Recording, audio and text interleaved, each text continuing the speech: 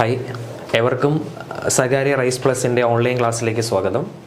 ഇന്നത്തെ ക്ലാസ്സിൽ നമ്മൾ ഡിസ്കസ് ചെയ്യുന്നത് ഇലക്ട്രോഡൈനാമിക്സ് ആൻഡ് കറണ്ട് ഇലക്ട്രിസിറ്റി എന്ന് പറയുന്ന ഒരു പ്രധാനപ്പെട്ട ടോപ്പിക്കാണ്. ഇപ്പോൾ പ്ലസ് ടുവിൽ സയൻസ് പഠിച്ച കുട്ടികളാണെങ്കിൽ അറിയാം, അവരെല്ലാവരും കറണ്ട് ഇലക്ട്രിസിറ്റി എന്ന് പറയുന്ന ഒരു പ്രധാനപ്പെട്ട ടോപ്പിക്ക് അല്ലെങ്കിൽ ചാപ്റ്റർ പഠിച്ചിട്ടുണ്ട്. അപ്പോൾ ആ ചാപ്റ്ററിൽ PSCയുമായി റിലേറ്റ് ചെയ്ത് വരുന്ന ചോദ്യങ്ങളാണ് ഇന്നത്തെ ക്ലാസ്സിലൂടെ അല്ലെങ്കിൽ വീഡിയോയിലൂടെ നമ്മൾ ഡിസ്കസ് ചെയ്യുന്നത്. അപ്പോൾ ശ്രദ്ധിച്ചിരിക്കുക.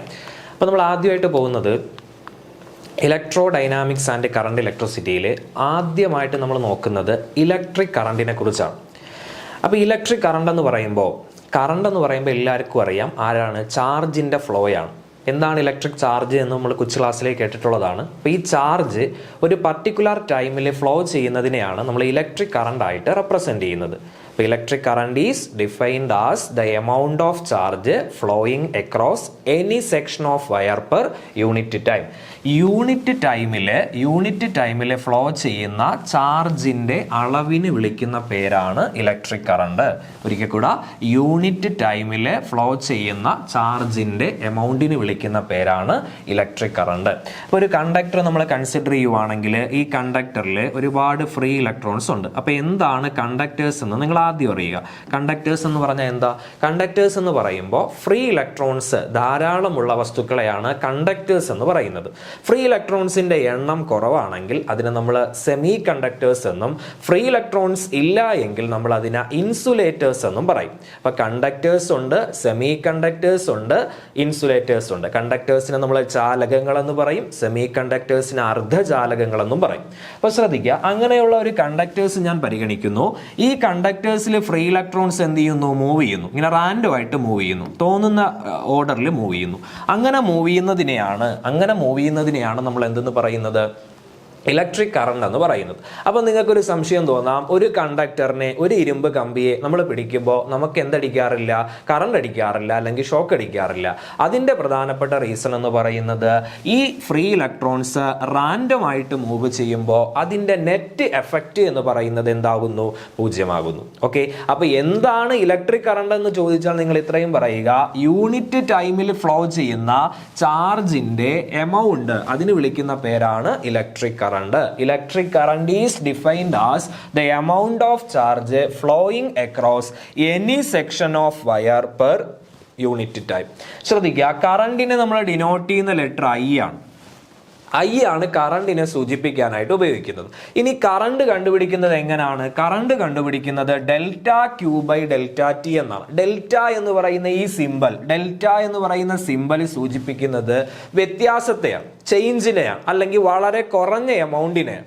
അപ്പോൾ വളരെ കുറഞ്ഞ എമൗണ്ട് ഡെൽറ്റ Q എന്ന് പറയുന്ന ചാർജിനെ ഡെൽറ്റ T കൊണ്ട് ഡിവൈഡ് ചെയ്യുമ്പോൾ കിട്ടുന്നതിന്റെ പേരാണ് ഇലക്ട്രിക് കറണ്ട്. എന്ന് പറഞ്ഞാൽ I ഈക്വൽ ടു, ഇക്വേഷൻ ഏതാണ്? I equal to delta Q divided by delta T. Delta Q ആണ് ചാർജിന്റെ അളവ്, ഡെൽറ്റ T ആണ് സമയം. അപ്പൊ ചാർജിന്റെ അളവും സമയവും തന്നിരുന്നാൽ നമുക്ക് എന്ത് കണ്ടുപിടിക്കാൻ പറ്റും? ഇലക്ട്രിക് കറണ്ട് കണ്ടുപിടിക്കാനായിട്ട് പറ്റും. അപ്പോൾ എക്സാമിന് ചാർജ് തരും, അതുപോലെ തന്നെ ടൈമും തരും. അപ്പോൾ ചാർജ് ബൈ ടൈം എടുത്താൽ നമുക്ക് അവിടുത്തെ എന്ത് കിട്ടും? ഇലക്ട്രിക് കറണ്ട് കിട്ടും. ഇനി ചില ചോദ്യ പേപ്പറിൽ കണ്ടിട്ടുള്ള ക്വസ്റ്റ്യൻ എന്ന് പറയുന്നത് ഡെൽറ്റ Q കണ്ടുപിടിക്കാനായിട്ട് ഒരു ഫോർമുലയുണ്ട്. ഡെൽറ്റ Q എന്ന് പറഞ്ഞാൽ NE ആണ്. What is N? N എന്ന് പറയുന്നത് number of electrons per unit volume, അല്ലെങ്കിൽ number of electrons. Number of ഇലക്ട്രോൺസിനെ സൂചിപ്പിക്കുന്ന ലെറ്റർ ആണ് N എന്ന് പറഞ്ഞത്.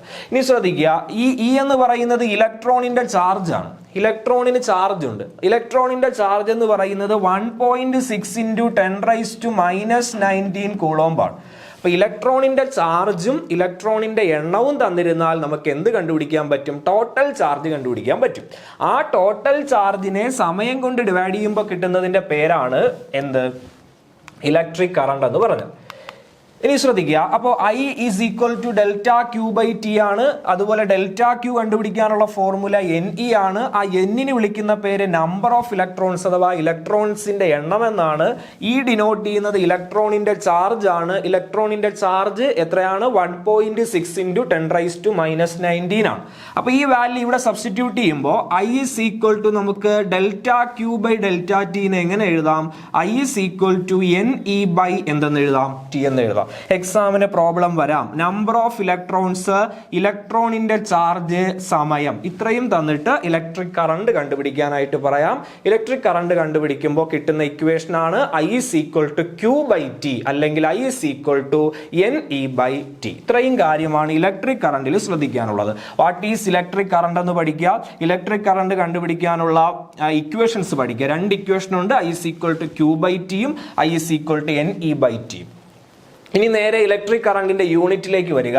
ഇലക്ട്രിക് കറണ്ടിന്റെ SI unit of electric current is called ampere. Ampere ആണ് ഇലക്ട്രിക് കറണ്ടിന്റെ SI യൂണിറ്റ് എന്ന് പറയുന്നത്. എന്നാൽ ഇക്വേഷനെ ബേസ് ചെയ്ത് I is equal to Q/T ആണ് ഇക്വേഷൻ.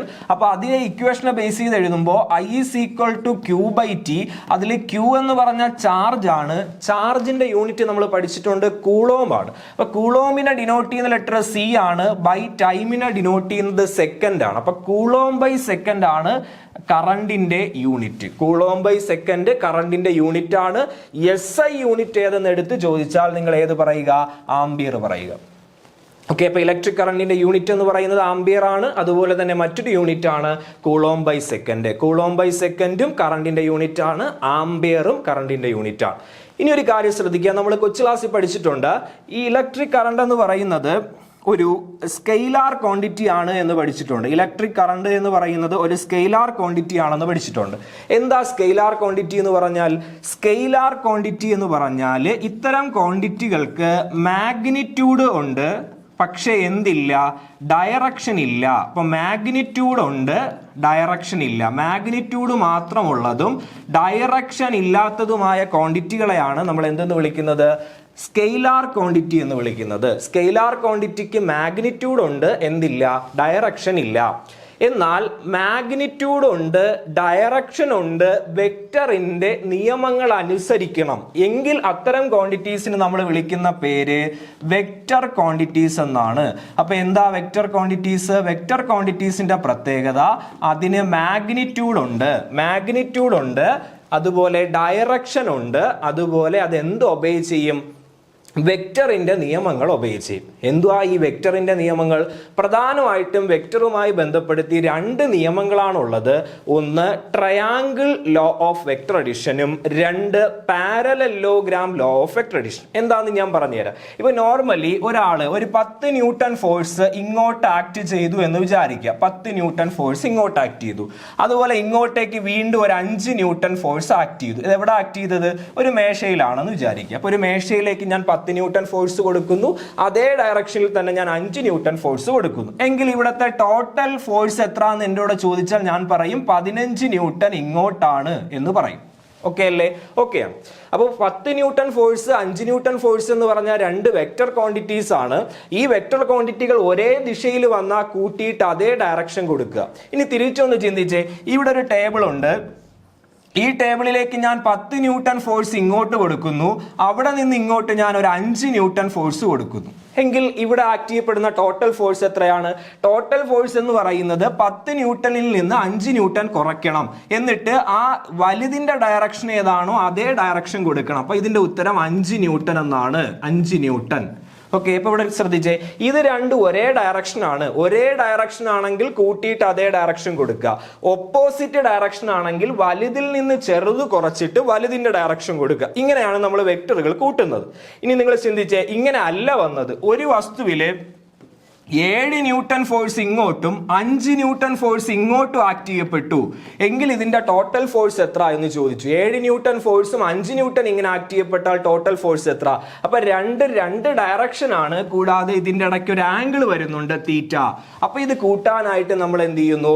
വെക്ടർ കൂട്ടാനായിട്ട് രണ്ട് നിയമങ്ങൾ കൊണ്ടുവരും. ആ നിയമത്തെയാണ് ട്രയാങ്കിൾ ലോയും പാരലലോഗ്രാം ലോയും എന്നറിയപ്പെടുന്നത്. അപ്പൊ വെക്ടർ കൂട്ടാനായിട്ട് ഉപയോഗിക്കുന്ന നിയമങ്ങളാണ് ട്രയാങ്കിൾ ലോയും അതുപോലെ ഏതും parallelogram law of vector addition. ഇത് കറണ്ട് എന്ന് പറയുന്ന ആള് ഈ പറയുന്ന ലോ എന്ത് ചെയ്യാറില്ല? ഒബേ ചെയ്യാറില്ല. അതുകൊണ്ട് ഇലക്ട്രിക് കറണ്ടിനെ നമ്മൾ ഏത് ക്വാണ്ടിറ്റി ആയിട്ട് പരിഗണിക്കുന്നു? സ്കെയിലാർ ക്വാണ്ടിറ്റി ആയിട്ട് പരിഗണിക്കുന്നു. അപ്പൊ ഇലക്ട്രിക് കറണ്ട് എന്തുകൊണ്ടാണ് സ്കെയിലാർ ആയത്? അതിന് മാഗ്നിറ്റ്യൂഡ് ഉണ്ട്, അതിന് ഡയറക്ഷൻ ഉണ്ട്, പക്ഷേ അതെന്ത് ഒബേ ചെയ്യുന്നില്ല? ലോ ഓഫ് വെക്ടർ അഡിഷൻ എന്ത് ചെയ്യുന്നില്ല? ഒബേ ചെയ്യുന്നില്ല. അതുകൊണ്ട് ഇലക്ട്രിക് കറണ്ടിനെ എന്തായിട്ട് പരിഗണിക്കുന്നു? സ്കെയിലാർ ക്വാണ്ടിറ്റി ആയിട്ട് പരിഗണിക്കുന്നു. ഇപ്പൊ വെക്ടർ എന്താണെന്ന് മനസ്സിലായി, സ്കെയിലാർ എന്താണെന്ന് മനസ്സിലായി. ഇനി ശ്രദ്ധിക്കുക, ഇനി നമ്മൾ പോകുന്നത് കറണ്ട് ഡെൻസിറ്റിയിലേക്കാണ്. കറണ്ട് ഡെൻസിറ്റി എന്താന്ന് ചോദിച്ചാൽ current per unit area is called current density. Current per unit area is called current density. Current density എന്ന് പറയുന്നത് കറണ്ട് പെർ യൂണിറ്റ് ഏരിയ ആണ്. യൂണിറ്റ് ഏരിയയിലൂടെ പാസ് ചെയ്യുന്ന കറണ്ടിനെയാണ് നമ്മൾ എന്തെന്ന് വിളിക്കുന്നത്? കറണ്ട് ഡെൻസിറ്റി എന്ന് വിളിക്കുന്നത്. കറണ്ട് ഡെൻസിറ്റിനെ നമ്മൾ ഡിനോട്ട് ചെയ്യുന്ന ലെറ്റർ എന്ന് പറയുന്നത്, കറണ്ട് ഡെൻസിറ്റിനെ സൂചിപ്പിക്കുന്നത് ജെ ആണ്. ജെ ആണ് കറണ്ട് ഡെൻസിറ്റി എന്ന് പറഞ്ഞത്. അപ്പൊ കറണ്ടിനെ സൂചിപ്പിക്കുന്നത് ഐ ആണ്, കറണ്ട് ഡെൻസിറ്റിയെ സൂചിപ്പിക്കുന്നത് ജെ ആണ്. കറണ്ട് ഡെൻസിറ്റി കണ്ടുപിടിക്കാനുള്ള ഫോർമുലയാണ് I by A. What is I? I എന്ന് പറയുന്നത് ഇലക്ട്രിക് കറണ്ട് ആണ്, എ എന്ന് പറയുന്നത് ഏരിയയാണ്. അപ്പൊ കറണ്ടിനെ ഏരിയ കൊണ്ട് ഹരിച്ചാൽ കിട്ടുന്നത് കറണ്ട് ഡെൻസിറ്റി ആണ്. ഈ കറണ്ട് ഡെൻസിറ്റി എന്ന് പറയുന്നത് വെക്റ്റർ ക്വാണ്ടിറ്റി ആണ്. വളരെ പ്രധാനപ്പെട്ട ക്വസ്റ്റ്യൻ. കറണ്ട്, ഇലക്ട്രിക് കറണ്ട് എന്ന് പറയുന്നത് സ്കെയിലാർ ആയിരുന്നു, എന്നാൽ കറണ്ട് ഡെൻസിറ്റി എന്ന് പറയുന്നത് വെക്റ്റർ ക്വാണ്ടിറ്റി ആണെന്ന് പഠിക്കുക. ഇനി നോക്കുക, ഇനി നമ്മൾ പുതിയൊരു കാര്യത്തിലേക്ക് പോകാൻ പോവുകയാണ്. ഡ്രിഫ്റ്റ് വെലോസിറ്റി എന്ന് പറയും. എന്താണ് ഡ്രിഫ്റ്റ് വെലോസിറ്റി എന്ന് ഞാൻ പറഞ്ഞുതരാം. ഒരു കണ്ടക്ടർ ഞാൻ കൺസിഡർ ചെയ്യുന്നു. കണ്ടക്ടേഴ്സിൽ കുറെ എന്തുണ്ട്? ഫ്രീ ഇലക്ട്രോൺസ് ഉണ്ട്. ഈ ഫ്രീ ഇലക്ട്രോൺസ് എന്ത് ചെയ്യുന്നു എന്നാണ് ഞാൻ ആദ്യം പറഞ്ഞത്? റാൻഡം ആയിട്ട് മൂവ് ചെയ്യുന്നു. അവർക്ക് തോന്നുന്ന രീതിയിൽ ഇങ്ങനെ ഡിസോർഡർ ആയിട്ട് മൂവ് ചെയ്യുന്നു. അങ്ങനെ മൂവ് ചെയ്യുന്നത് കൊണ്ട് തന്നെ ഇതിന്റെ ടോട്ടൽ വെലോസിറ്റി, ആവറേജ് വെലോസിറ്റി ഞാൻ കാൽക്കുലേറ്റ് ചെയ്താൽ എനിക്ക് കിട്ടുന്ന ഉത്തരം 0 ആണ്. എന്തുകൊണ്ടാ? ആവറേജ് കണ്ടുപിടിക്കുമ്പോൾ റാൻഡം ആയിട്ട് മൂവ് ചെയ്യുന്നത് കൊണ്ട് തന്നെ നമുക്ക് 0 ആണ് ആൻസർ കിട്ടുന്നത്. അങ്ങനെയുള്ള ഒരു കണ്ടക്ടേഴ്സിലേക്ക് ഞാൻ എന്ത് ചെയ്യുന്നു? ഒരു ഫീൽഡ് അപ്ലൈ ചെയ്യുന്നു. ഫീൽഡ് കൊടുക്കാനാണ് ഞാൻ എന്ത് യൂസ് ചെയ്യുന്നത്? ബാറ്ററി യൂസ് ചെയ്യുന്നത്. അപ്പൊ ഞാനൊരു ബാറ്ററി ഇതാ ഇങ്ങനെ കണക്ട് ചെയ്യുന്നു. ഇങ്ങനെ കണക്ട് ചെയ്താൽ പെട്ടെന്ന് സംഭവിക്കുന്ന ഒരു കാര്യമുണ്ട്. റാൻഡം ആയിട്ട് മൂവ് ചെയ്തുകൊണ്ടിരുന്ന യുവമാർ എന്ത് ചെയ്യും? ഈ ഇലക്ട്രോൺസ് എല്ലാം എന്ത് ചെയ്യും? റാൻഡം ആയിട്ട് മൂവ് ചെയ്ത ഇലക്ട്രോൺസ് എല്ലാം പർട്ടിക്കുലർ ഡയറക്ഷനിലേക്ക്, ഒരു പ്രത്യേക ഡയറക്ഷനിലേക്ക് എന്ത് ചെയ്യുന്നു? ദാ ഇങ്ങനെ മൂവ് ചെയ്യാൻ തുടങ്ങുന്നു. ഓക്കെ, റാൻഡം ആയിട്ട് മൂവ് ചെയ്തുകൊണ്ടിരുന്ന ഇലക്ട്രോൺസുകൾ സെല്ലിന്റെ, ബാറ്ററിയുടെ പോസിറ്റീവ് സൈഡിലേക്ക് ഇങ്ങനെ ഒരു ഓർഡർ ആയിട്ട് എന്ത് ചെയ്യും? മൂവ് ചെയ്യാൻ തുടങ്ങുന്നു. ഇങ്ങനെ മൂവ് ചെയ്യാൻ തുടങ്ങുമ്പോൾ ഓരോ ഇലക്ട്രോൺസിന് കിട്ടും വെലോസിറ്റി. നേരത്തെയും വെലോസിറ്റി ഉണ്ടായിരുന്നു, പക്ഷെ ആവറേജ് കണ്ടുപിടിച്ചപ്പോൾ എനിക്ക് എന്താ കിട്ടിയത്? 0 ആണ് കിട്ടിയത്. അങ്ങനെയുള്ള ഒരു കണ്ടക്ടേഴ്സിനെ ഒരു ബാറ്ററിയുമായിട്ട്, ഒരു സെല്ലുമായിട്ട് കണക്ട് ചെയ്ത സമയത്ത് ഓരോ ഇലക്ട്രോൺസിനും ഇപ്പൊ എന്ത് കിട്ടി? വെലോസിറ്റി കിട്ടി. അങ്ങനെ കിട്ടുന്ന ഈ ഒരേ ഡയറക്ഷനിൽ പോകുന്ന വെലോസിറ്റികൾ, ഈ വെലോസിറ്റികളുടെ ആവറേജ് എടുത്താൽ എനിക്ക് കിട്ടുന്നതിന്റെ പേരാണ് എന്ത്? ഡ്രിഫ്റ്റ് വെലോസിറ്റി എന്ന് പറയും. അപ്പൊ വാട്ട് ഈസ് ഡ്രിഫ്റ്റ് വെലോസിറ്റി എന്ന് ചോദിച്ചാൽ, drift velocity is the average uniform velocity acquired by conduction electron inside a metallic conductor on application of an external electric field. പുറമേ നിന്ന് ഒരു ഇലക്ട്രിക് ഫീൽഡ് കൊടുക്കുമ്പോൾ ഇലക്ട്രോൺസിന് കിട്ടുന്ന വെലോസിറ്റികളുടെ ആവറേജിന് വിളിക്കുന്ന പേരാണ് ഡ്രിഫ്റ്റ് വെലോസിറ്റി. ഡ്രിഫ്റ്റ് വെലോസിറ്റിനെ നമ്മൾ ഡിനോട്ട് ചെയ്യുന്നത് VD എന്ന് പറയുന്ന ലെറ്റർ ഉപയോഗിച്ചിട്ടാണ്. വി ഇട്ടിട്ട് താഴെ സഫിക്സ് ആയിട്ട് ഡി ഇടുമ്പോൾ അത് ഡ്രിഫ്റ്റ് വെലോസിറ്റി ആയിട്ട് മാറും. അപ്പൊ എന്തുവാ ഡ്രിഫ്റ്റ് വെലോസിറ്റി എന്ന് പറഞ്ഞാൽ?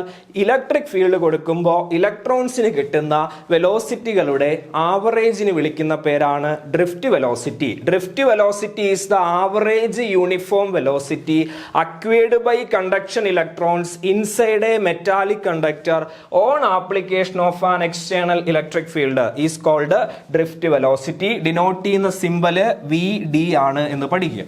അതുപോലെ തന്നെ ഈ ഡ്രിഫ്റ്റ് വെലോസിറ്റി കണ്ടുപിടിക്കാനുള്ള ഫോർമുലയാണ് -EE tau divided by M. ഈ ഒരു സിമ്പലിനെ നിങ്ങൾ ടോ എന്ന് വായിക്കുക. എന്താ ടോ എന്ന് ഞാൻ പിന്നെ പറയാം. ഡ്രിഫ്റ്റ് വെലോസിറ്റി കണ്ടുപിടിക്കാനുള്ള formula -EE tau divided by M. ഓരോന്നും നോക്കുക. ഈ ഡിനോട്ട് ചെയ്യുന്നത് ഇലക്ട്രോണിന്റെ ചാർജ് ആണ്. അത് ഓൾറെഡി ഞാൻ പറഞ്ഞു, 1.6 × 10⁻⁻19 കൂളോംബ് ആണ്. ഇനി ക്യാപിറ്റൽ E ഡിനോട്ട് ചെയ്യുന്നത് ഇലക്ട്രിക് ഫീൽഡ് ആണ്. ക്യാപിറ്റൽ D ഡിനോട്ട് ചെയ്യുന്നത് ഇലക്ട്രിക് ഫീൽഡ് ആണ് എന്ന് പഠിക്കുക. ക്യാപിറ്റൽ D ആണ് ഇലക്ട്രിക് ഫീൽഡ്. ഇനി ശ്രദ്ധിക്കുക, ഈ ടോ പുതിയൊരു ടേമാണ് ടോ എന്ന് സിമ്പൽ. ഈ ഒരു സിമ്പലിന്റെ പേര് ടോ എന്നാണ്. ടോ ഡിനോട്ട് ചെയ്യുന്നത് റിലാക്സേഷൻ ടൈമിനെയാണ്.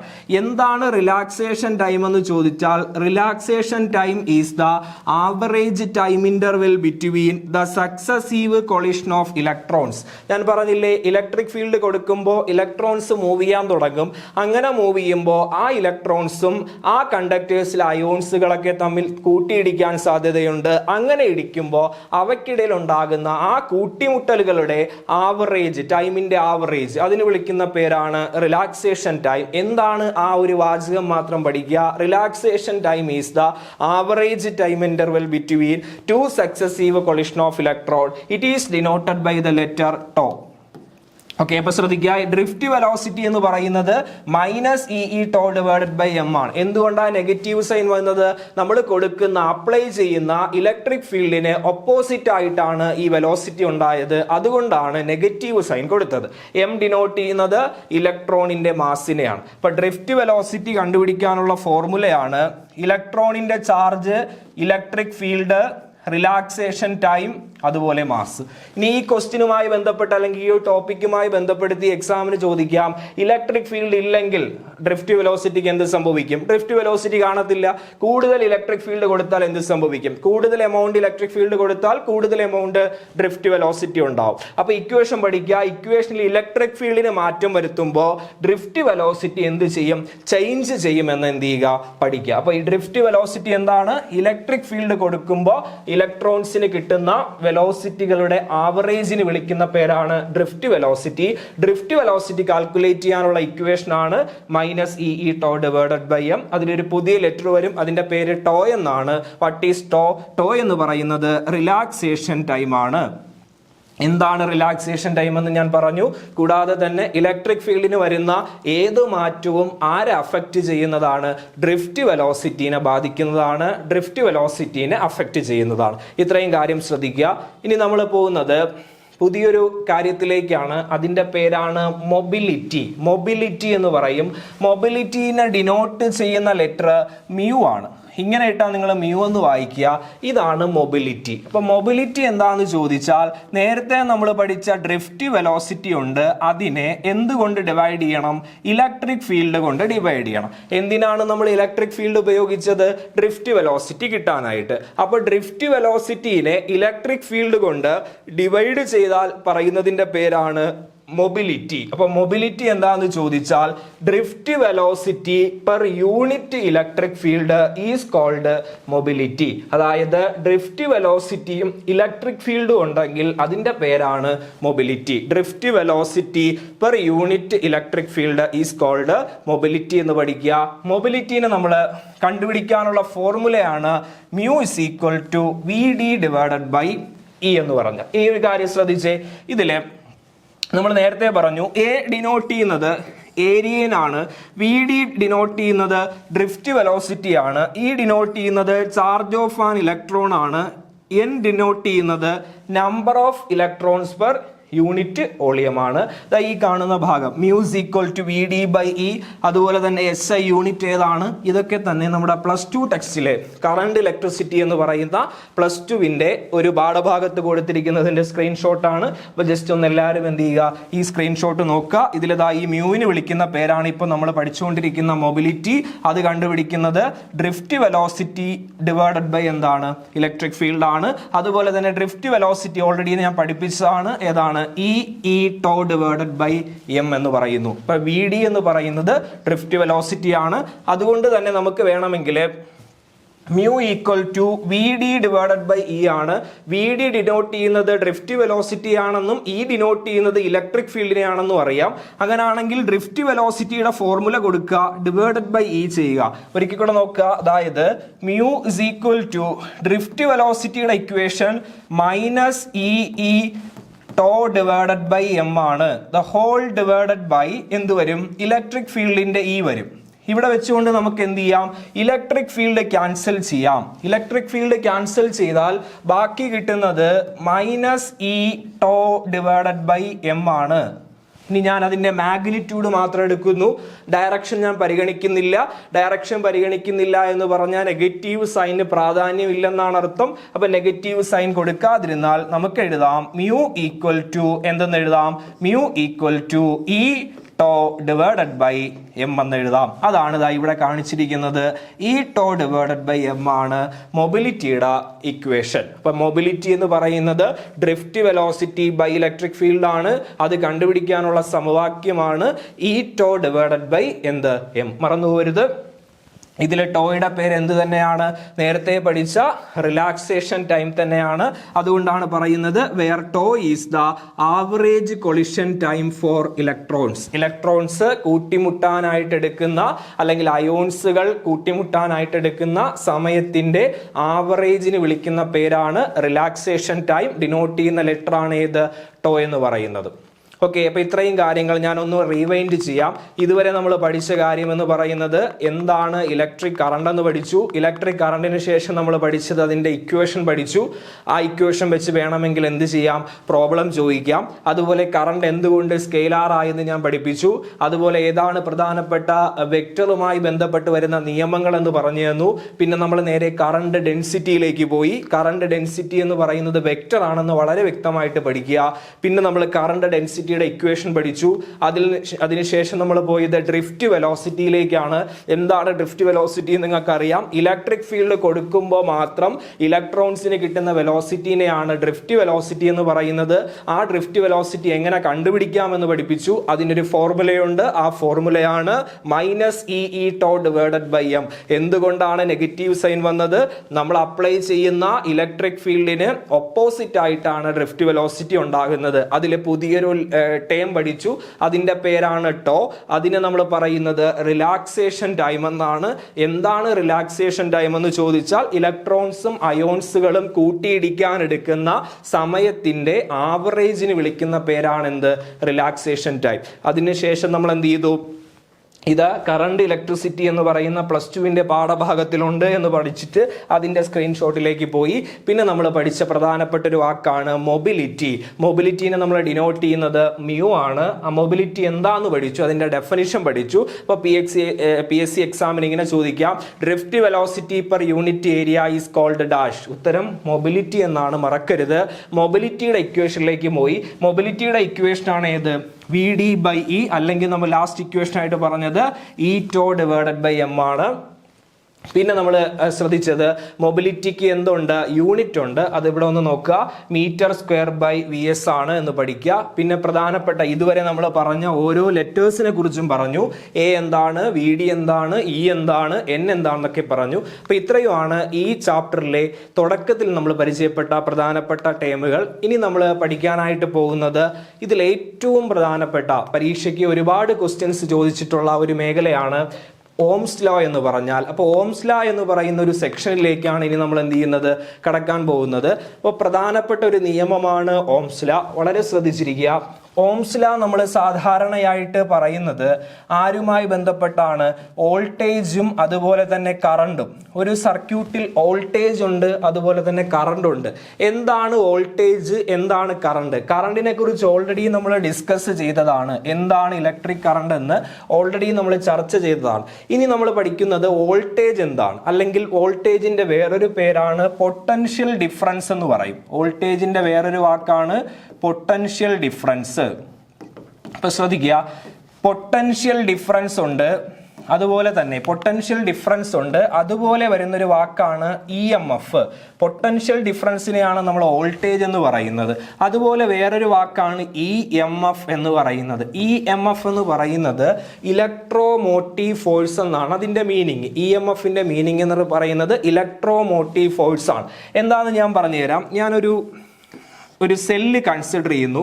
ആ സെല്ലിൽ നിങ്ങൾക്കറിയാം അതിൻ്റെ അകത്തായിട്ട് ആരുണ്ട്, ഇലക്ട്രോലൈറ്റ് കാണും. കെമിസ്ട്രിയിൽ നമ്മൾ പഠിച്ചതാണ്. ഒരു ബാറ്ററിക്കുള്ളിൽ ഇലക്ട്രോലൈറ്റുകൾ കാണും. ഈ ഇലക്ട്രോലൈറ്റുകൾക്ക് അകത്തേക്ക് നമ്മൾ 2 ഇലക്ട്രോഡുകളെ പ്ലേസ് ചെയ്യും. ആദ്യത്തതിന്റെ പേര് ആനോഡ് എന്നും രണ്ടാമത്തതിന്റെ പേര് കാഥോഡ് എന്നുമാണ്. അപ്പൊ ആനോഡും കൺസിഡർ ചെയ്യുക, കാഥോഡും കൺസിഡർ ചെയ്യുക. ഇനി ശ്രദ്ധിച്ചേ, ഈ ആനോഡും കാഥോഡുകൾക്കും ഇടയിൽ ഉണ്ടാകുന്ന പൊട്ടൻഷ്യൽ വ്യത്യാസത്തെയാണ് നമ്മൾ എന്തായിട്ട് പറയുന്നത്, EMF ആയിട്ട് പറയുന്നത്. അപ്പൊ EMF എന്ന് പറയുന്നത് ഇലക്ട്രോമോട്ടീവ് ഫോഴ്സ് ആണ്. അത് ആനോഡിനും കാഥോഡിനും ഇടയ്ക്കുള്ള പൊട്ടൻഷ്യൽ വ്യത്യാസമാണ്.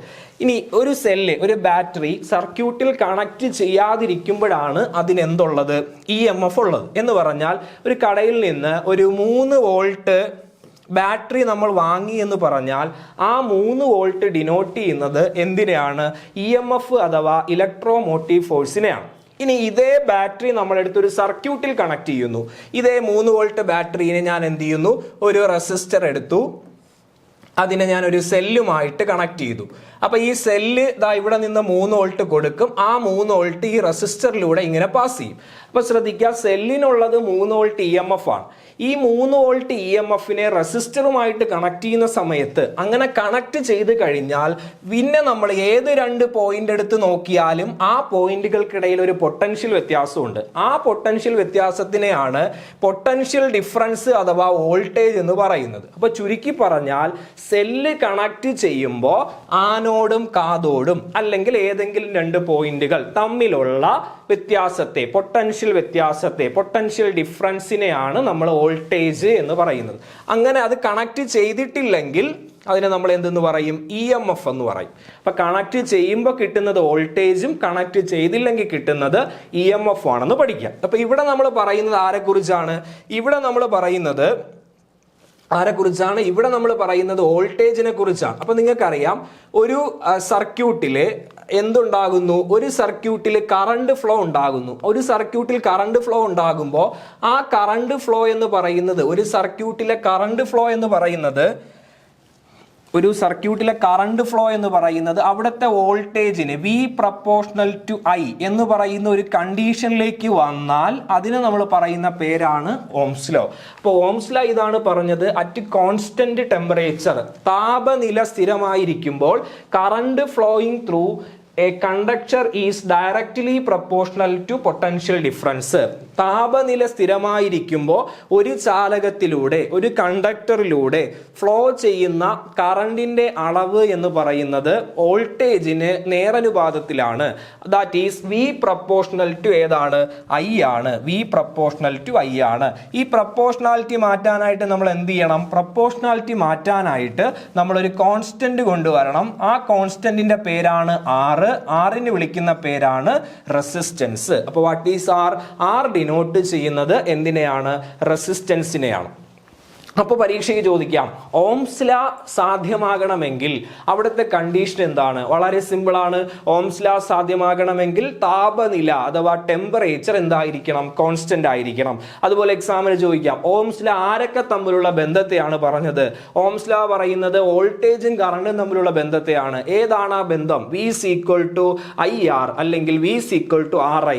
What is R? ആറിന് വിളിക്കുന്ന പേരാണ് എന്ത്, റെസിസ്റ്റൻസ്. അപ്പൊ ശ്രദ്ധിക്കുക, പ്രോബ്ലം പാർട്ടിലെ ഓംസ് ലോയുമായി ബന്ധപ്പെട്ട് വരുന്ന കണക്കുകൾ ചെയ്യേണ്ടി വരും. അങ്ങനെ ചെയ്യാനായിട്ട് നിങ്ങൾ മനസ്സിൽ ഈ ഒരു ട്രയാങ്കിൾ കൊണ്ടുവരിക.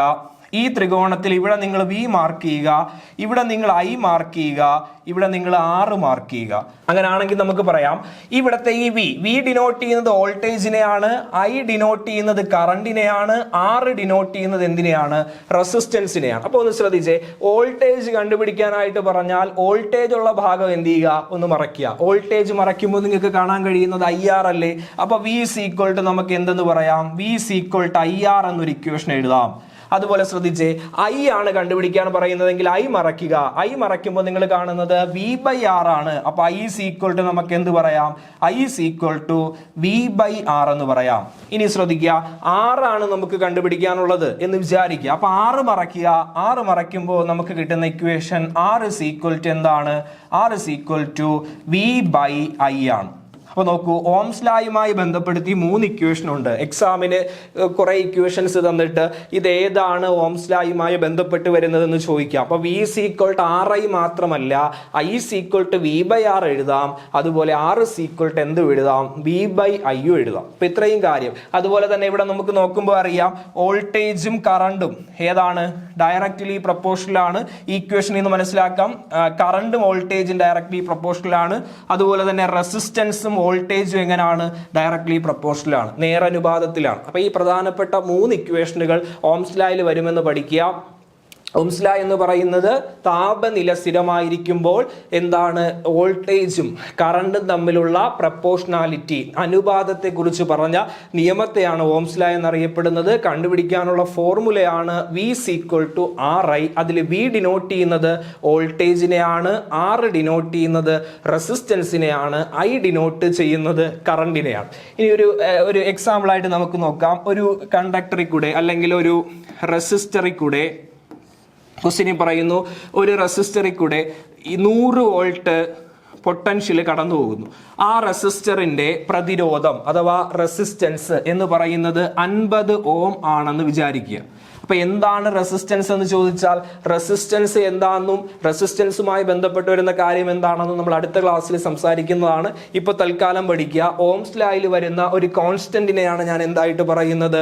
റെസിസ്റ്റൻസ് ആയിട്ട് പറയുന്നത്. അപ്പൊ ഇവിടെ നോക്കുക, ചോദ്യത്തിൽ പറഞ്ഞിട്ടുണ്ട് 100 വോൾട്ട് പൊട്ടൻഷ്യൽ 50 ഓം റെസിസ്റ്റൻസിലൂടെ പാസ് ചെയ്യുന്നു എങ്കിൽ ഇവിടത്തെ കറണ്ടിന്റെ അളവ് കാൽക്കുലേറ്റ് ചെയ്യുക, അല്ലെങ്കിൽ ഇലക്ട്രിക് കറണ്ട് കണ്ടുപിടിക്കുക എന്ന് പറയും. അപ്പൊ ഇലക്ട്രിക് കറണ്ടിന്റെ ഇക്വേഷൻ ഏതാണ്? I ആണ്. I കണ്ടുപിടിക്കാനുള്ള ഫോർമുല നമ്മൾ പഠിച്ചു. ഏതാണ്? I = V/R ആണ്. എങ്കിൽ പറയൂ, I = Vക്ക് പകരം നമുക്ക് എത്ര കൊടുക്കാം? Vക്ക് പകരം നമുക്ക് 100 കൊടുക്കാം, ഡിവൈഡഡ് ബൈ റെസിസ്റ്റൻസ്. റെസിസ്റ്റൻസ് എത്രയാ? 50 ആണ്. ക്യാൻസൽ ചെയ്യാം. 10/5 എന്ന് പറയുന്നത് 10/5 എന്ന് പറയുന്നത് എത്ര വരും? ഇവിടെ 2 വരും. അപ്പൊ കറണ്ടിന്റെ യൂണിറ്റ് ആംബിയർ ആയതുകൊണ്ട് ആൻസർ 2 ആംബിയർ. അതായത് 100 വോൾട്ട് പൊട്ടൻഷ്യൽ 50 ഓം പ്രതിരോധത്തിലൂടെ റെസിസ്റ്റൻസിലൂടെ കടന്നു പോകുമ്പോൾ അവിടെ കിട്ടുന്ന ഇലക്ട്രിക് കറണ്ടിന്റെ എമൗണ്ട് എന്ന് പറയുന്നത് എത്ര ആംബിയർ ആണ്? 2 ആംബിയർ ആണ്. ഇങ്ങനെയുള്ള ചോദ്യങ്ങൾ ചോദിക്കാം. അപ്പൊ ഓംസ് ലോയുമായി ബന്ധപ്പെടുത്തി ഒറ്റ ഇക്വേഷൻ പഠിക്കുക. V = എന്താണ്? RI അല്ലെങ്കിൽ I V/R അല്ലെങ്കിൽ R = V/I. ഇനി ഈ ഒരു കാര്യം ശ്രദ്ധിച്ചാൽ നിങ്ങൾക്ക് മനസ്സിലാവും, ഈ കറണ്ട് എന്ന് പറയുന്നത് ഇലക്ട്രിക് കറണ്ട് എന്ന് പറഞ്ഞാലും അതുപോലെ പൊട്ടൻഷ്യൽ എന്ന് പറഞ്ഞാലും എന്ത് ക്വാണ്ടിറ്റീസ് ആണെന്ന് ഞാൻ ആദ്യം പറഞ്ഞു? സ്കെയിലാർ ക്വാണ്ടിറ്റീസ് ആണ്. ഇപ്പൊ സ്കെയിലാർ ക്വാണ്ടിറ്റീസുമായി ബന്ധപ്പെടുത്തിയാണ് നമ്മൾ ഇവിടെ എന്ത് എക്സ്പ്ലെയിൻ ചെയ്തത്? ഓംസ് ലോ എക്സ്പ്ലെയിൻ ചെയ്തത്. പക്ഷേ ഓംസ് ലോയ്ക്ക് ഒരു വെക്റ്റർ ഫോർമാറ്റ് ഉണ്ട്. ആ വെക്റ്റർ ഫോർമാറ്റും കൂടെ നിങ്ങൾ എന്ത് ചെയ്യുക? ശ്രദ്ധിച്ചിരിക്കുക. ഓംസ് ലോയുടെ വെക്റ്റർ ഫോം എന്ന് പറയുന്നത് J = σE ആണ്. J = σE ആണ് ഓംസ് ലോയുടെ വെക്റ്റർ ഫോം. ഇതിൽ നിങ്ങൾക്ക് 2 ലെറ്ററിനെ കുറിച്ച് അറിയാവും. വാട്ട് ഈസ് J എന്ന് നിങ്ങളെ ഞാൻ പഠിപ്പിച്ചതാണ്. What is J? J എന്ന് പറയുന്നത് കറണ്ട് ഡെൻസിറ്റി ആണ്. Jക്ക് വിളിക്കുന്ന പേര് കറണ്ട് ഡെൻസിറ്റി എന്നാണ്. Eക്ക് വിളിക്കുന്ന പേര് ഇലക്ട്രിക് ഫീൽഡ് എന്നാണ്.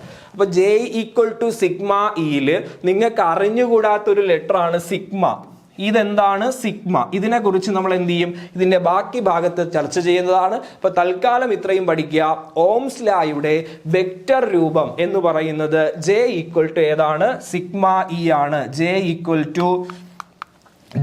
= σE ആണ് ഓംസ് ലോയുടെ എന്ത്? Vector format. Normally Ohm's law പറയുന്നത് V = IR ആണ്. ഓംസ് ലോയ്ക്ക് വെക്റ്റർ ഫോം ഉണ്ടെന്ന് ഞാൻ പറഞ്ഞു. ആ വെക്റ്റർ ഫോം ആണ് J = σE. J ഡിനോട്ട് ചെയ്യുന്നത് കറണ്ട് ഡെൻസിറ്റി ആണ്.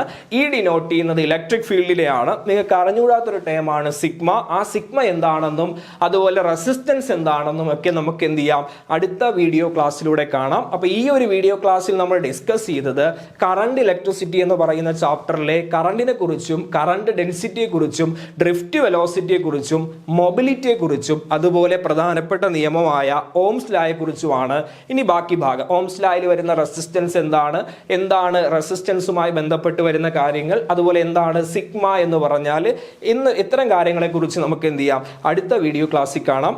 അപ്പോൾ ഓക്കെ, ഇത്രയും കാര്യങ്ങൾ മനസ്സിലായെന്ന് വിചാരിക്കുന്നു. Thank you.